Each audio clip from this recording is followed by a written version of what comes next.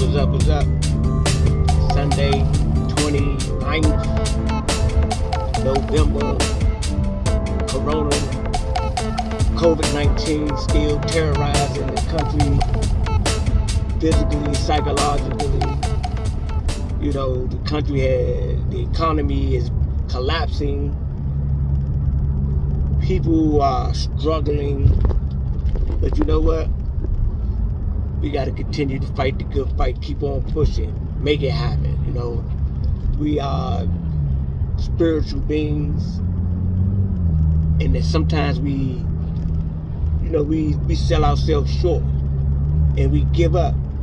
But when we push and force ourselves to go to the next level and the next level and the next level, we will surprise ourselves of the things that we can accomplish. I really don't have a particular topic. I'll just be all over the place, I guess, for a few minutes. I just want everybody to consider on living your best life. Especially those that came up at the time that I came up, before I came up, and even y'all that's coming right behind me. Tomorrow is not promised.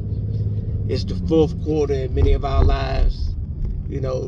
Game is almost over. Transition time, ascension time, descension time, is about to go down. And we don't know the day or the hour. Everybody knows their birthday, but nobody knows their expiration date.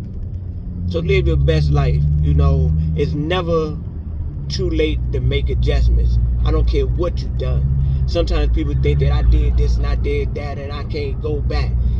And that's something that isn't true at all. What happened is that you have hardened your heart. You have come to a conviction within yourself, which is an illusional cage that is preventing you from doing what's necessary to make atonements, and to move forward. And making atonement is good for our inner self. A lot of times people say, you know what, I ain't gonna apologize to such and such and such. I ain't, for have some choice words towards them, but you're not apologizing for them per se. Only in a degree. The apology is for yourself so you can move on. So those chains can be released from off of your mind and off your heart. Take that concrete away from your heart.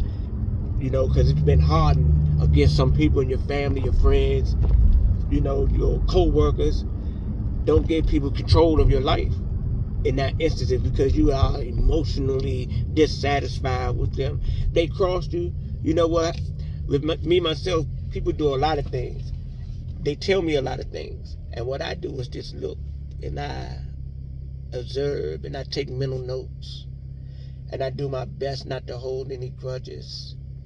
But I also know that I'm not going to let a person manipulate me or deceive me constantly and constantly again. So I just know how to deal with the situation. And that's the whole thing. I was telling my man Marcus, that we got to attempt to master ourselves. Mastering ourselves is gaining self-control over ourselves, disciplining ourselves. And there's so many different areas that we can apply the mastering technique, or at least to address the mastering technique. Because if you don't have any self-control over yourself, no discipline, that can manifest in a lot of ways. You can actually become disarrayed in your appearance because you don't care no more. And you don't have the discipline to get up, to wash your butt, wash your face. You say, what, I'm just going to run out of the house, so forth and so on. So you don't have the discipline to ease up when the diet that you have or your eating regimen is killing you. They told you that you got high blood pressure. They told you that you got diabetes. They told you your cholesterol is high. But you still don't have the discipline or self-control to put down certain foods. One thing about these foods and things when we're trying to master ourselves, if we don't have them, we're not going to die. They're alternatives, things that are actually medicine. Food is medicine. A lot of times we eat food for pleasure And that pleasure actually manifests as sicknesses in our being. So, again, consider the elevation of your thought process, mental elevation, self-improvement, becoming a better you. Always be working on yourself. Never stop. Don't stop till the casket drop. Because if you stop, that means that you have done yourself a disservice, your family a disservice, because there's still more work to be done. It ain't no vacation break times when it comes to working on ourselves. And that's why the teachers teach about being aware, be conscious, be mentally alert. Because if you look around, so many distractions, politics, sports, different types of activities have our minds what they call drifting. The mind is always drifting and it can't stay focused because it's being bombarded by society and society's so-called norms and acceptance. But we got to slow down, stop the pendulum from swinging, and be like, take a few moments to meditate sometime. And if you don't know how to meditate, just be quiet.